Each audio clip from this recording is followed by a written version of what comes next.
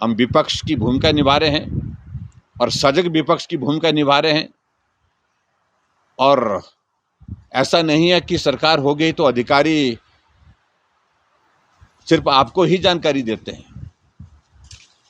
हमारे पास भी सोर्सेस है, हमारे पास भी सूत्र हैं। हमने विधायक क्षेत्र विकास निधि के लिए साफ मना कर दिया था।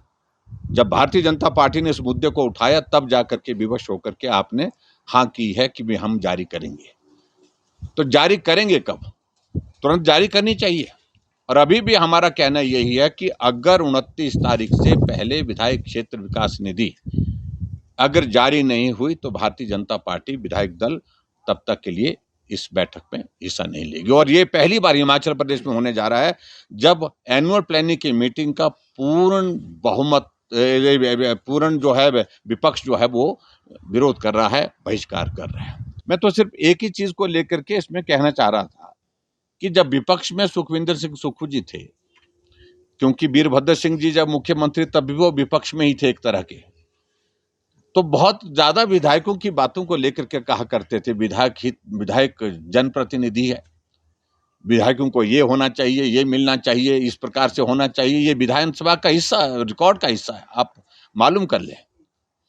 लेकिन जब अपने आप मुख्यमंत्री बन गए, आप एक विधायक निधि जिसका प्रावधान जयराम ठाकुर करके गया था, उसमें से 50 लाख रुपए पिछली बार काट लिया आपने, और 50 लाख रुपए काटने की मंशा आपकी अब की बार भी है।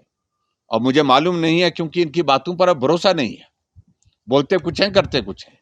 तो ऐसे में मैं सिर्फ इतना ही कहना चाहता हूं, अगर आप देना चाहते हैं विधायक निधि तो जारी करें आज, ताकि 29 तारीख की 30 तारीख की विधायक दल की इसकी विधायक प्राथमिकता की बैठकों में विपक्ष उसमें हिस्सा ले सके। और दूसरी बात जो इनने एक और बात कही है कि आपदा के बावजूद जो है भारतीय जनता पार्टी ने जो है वो केंद्र की सरकार ने मदद नहीं की। सुखविंदर सुक्खू जी, आपको समझ लेना चाहिए, अब आपको 1 साल हो गया मुख्यमंत्री बने हुए। आपकी जितनी भी महत्वपूर्ण योजनाएं हैं उसमें 90% केंद्र दे रहा है, 10% आप दे रहे हैं। और हालात ये बन गए हैं जो 10% भी स्टेट गवर्नमेंट कुछ एक प्रोजेक्ट में, कुछ एक स्कीमों के तहत जो जमा करना, तो आप तो उस जमा करने की स्थिति में भी नहीं है। इसलिए केंद्र के खिलाफ सोच समझ करके बोलिए। और जहां आपदा की बात है, आज हिमाचल प्रदेश में जितना भी ये जो आपदा का आपने पैकेज की घोषणा की है, मुझे आप स्पष्ट करें कि प्रदेश सरकार का हिस्सेदारी क्या है इसमें। जो भी पैसा इसमें दिया गया है, जो भी पैसा जो घोषणा कर रहे हैं, जो भी पैसा, सारा का सारा पैसा वो है जो केंद्र सरकार का पैसा है। तो इसलिए इन बातों को लेकर के थोड़ा आप सोच समझ करके बोले। अब आप मुख्यमंत्री हैं, जिम्मेवारी के साथ बोले। नहीं जानकारी है तो अधिकारियों से जानकारी प्राप्त करके उस प्रकार से बोले।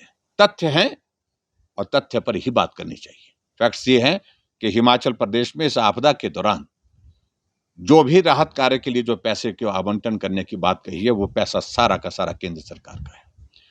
और ऊपर से मैं ये भी आरोप लगा रहा हूं कि वो पैसा पात्र व्यक्तियों तक नहीं पहुंच रहा है। वो पैसा कहां जा रहा है? वो पैसा उनको जा रहा है जो कांग्रेस पार्टी के पुराने लोग हैं, पुराने नेता हैं, पक्के आदमी हैं हमारे, इनको मदद करनी है। तो इसलिए मुझे लगता है कि जमीनी हकीकत को समझने की कोशिश करो भाई, सुक्खू भाई।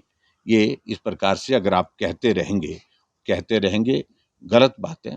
सरकार झूठ बोल करके बना ली, लेकिन झूठ बोल करके सरकार आपके लिए आफत बनी है। जो झूठ बोलने वाले थे, जो ज्यादा जोर जोर से बोलने वाले थे, वो तो निकल गए। कुछ दिल्ली निकल गए, कुछ कहीं निकल गए, कुछ किनारे बैठे हुए, यहीं पर ही बैठे हैं, चुपचाप बैठे हैं।